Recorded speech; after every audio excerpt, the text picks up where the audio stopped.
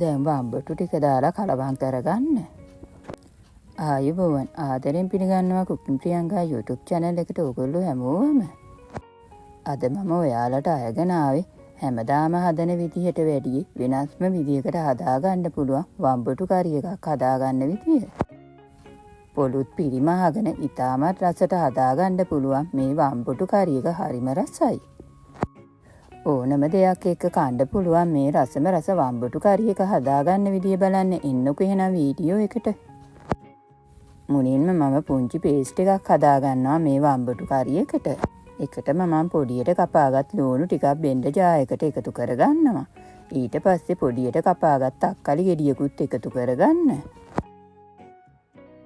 ඊට පස්සේ එයටම සූදුරු තේ හැන්දකුත් එකතු කරගන්න.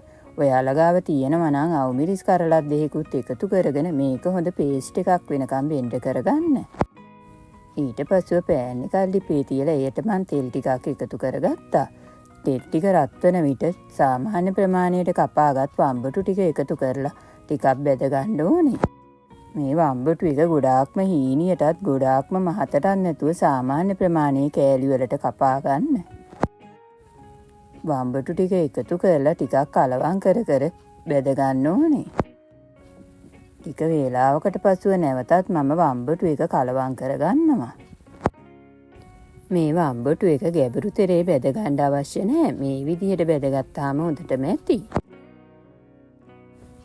මේ විදිහට පියන අරිමින් සැරින් සැරේ වම්බටු එක කලවම් කරගෙන ටික වෙලාවක් බෙද ගන්න.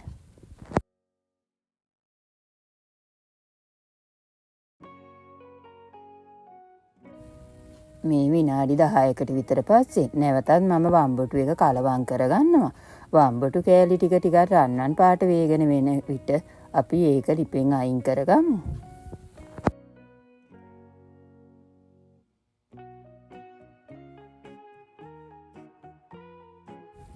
සේරම වම්බටු අයින් කරගත්තයින් පස්සේ මම මේකෙන් තෙල් ටිකක් අයින් කරගන්නවා.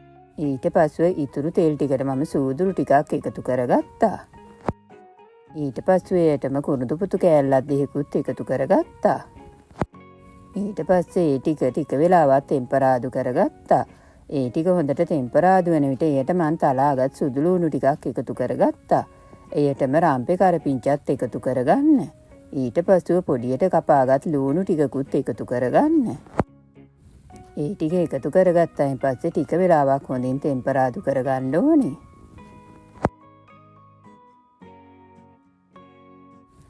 ලුණු ටික රන්වන් පාටට බැදුනයින් පස්සේ අපි ඒට බෙන්ඩ කරගත් ලුණු තක්කලි මිශ්‍රණය එකතු කරගමු. මිශ්‍රණය එකතු කරගෙන හොඳින් කලවම් කරගන්න.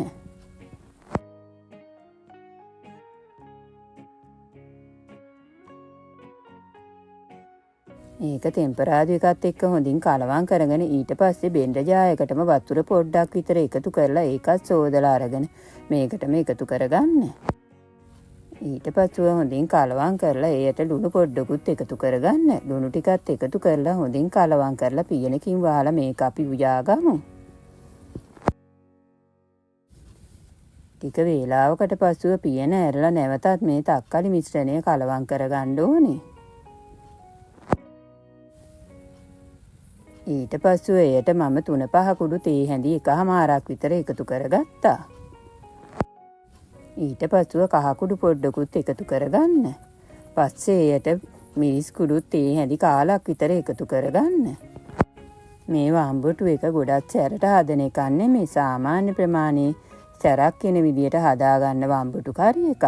සේරම එකතු කරගත්තයින් පස්සේ හොඳින් කලවම් කරගන්න. ඒ ටික හොඳින් කලවම් කරගෙන පියනෙන් වහලා තව ටික වෙලාවක් අපි මේක උයාගමු.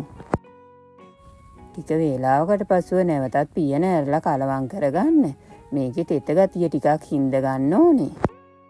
ඊට පසුව අපි බෙදගත් වම්බටු ටික මෙයට එකතු කරගමු. වම්බටු ටික එකතු කරගෙන හොඳින් කලවම් කරගන්න. වම්බටු ටික එකතු කරගත්තයින් පස්සේ හොඳින් තක්කලි මිශ්‍රණයත් එක්ක කලවම් කරගන්න.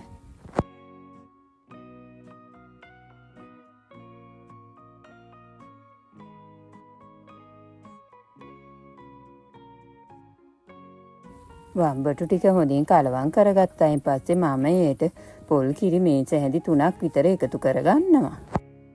මම කිව්වේ කිරිත් පිරිමහගෙන මේ වම්බටු එක ඉතාමත් රසට අපිට හදාගන්න පුළුවන්.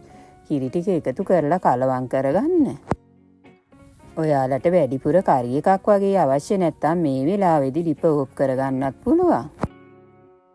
නමුත් මම මේකට ටිකක් කරි එක ඕන නිසා තව කිරි ටිකක් එකතු කරලා වම්බටු එක කලවම් කරගන්නවා. ඒක කලවම් කරලා පියනකින් වහලා මම ටික වෙලාවක් මේක හිඳ ගන්නවා.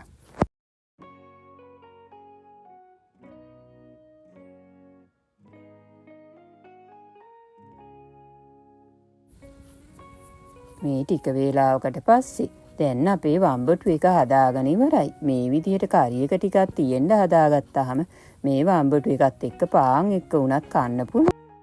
එහෙනම් මේ රසම රස වම්බටු කරි එක හදලා රස කොහොමද කියලා මට කමෙන්ට් එකක් දාගෙන යන්න. වීඩියෝ එක හොඳ නම් ලයික් කරලා ඔයාලගේ යාළුවෝ අතර ෂෙයා කරන්න.